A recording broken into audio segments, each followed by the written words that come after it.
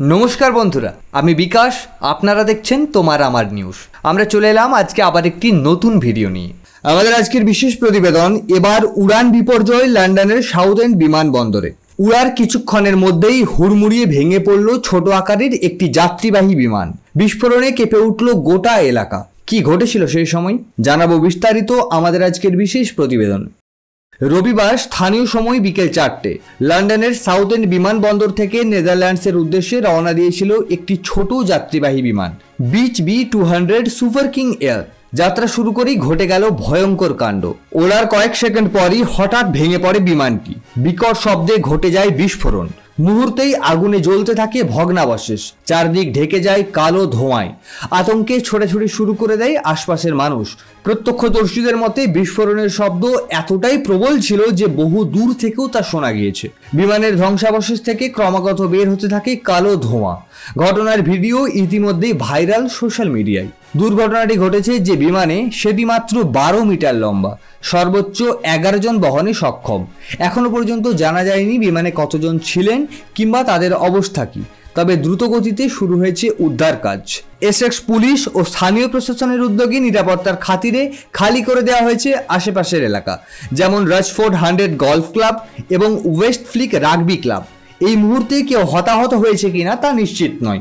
দুর্ঘটনার প্রকৃত কারণ জানার চেষ্টা চলছে। প্রযুক্তিগত ত্রুটি, আবহাওয়া নাকি অন্য কোনো কারণ, সমস্ত দিক খতিয়ে দেখছেন তদন্তকারীরা। এই মুহূর্তে এতটুকুই। সম্পূর্ণ প্রতিবেদনটি নিয়ে আপনার কি মনে হয় কমেন্ট করে জানাতে ভুলবেন না। আমাদের আজকে দ্বিতীয় বিশেষ প্রতিবেদন, বদলা নিল ইউক্রেন। কর্নেল ভরোনিচ হত্যার জবাবে কড়া অভিযানে একাধিক রুশ গুপ্তচরকে খতম করল কিভ। তবে কতজন নিহত স্পষ্ট নয় ইউক্রেনের বিবৃতিতে। জানাবো বিস্তারিত আমাদের আজকের বিশেষ প্রতিবেদনে।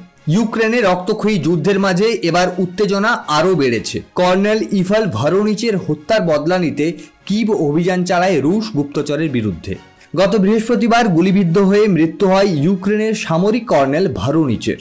ইউক্রেনের দাবি এই হত্যার পেছনে রয়েছে রাশিয়ার গুপ্তচর সংস্থা FSBর হাত। এরপর রবিবার সকালে কিভ সংলগ্ন এলাকায় চালানো হয় বিশেষ অভিযান। অভিযানের সময় রুশ গুপ্তচরেরা বাধা দেওয়ার চেষ্টা করলে গুলি চালিয়ে তাদের হত্যা করা হয়। তবে কতজন রুশ গুপ্তচর মারা গেছেন তা স্পষ্ট করে জানায়নি ইউক্রেনের গোয়েন্দা সংস্থা।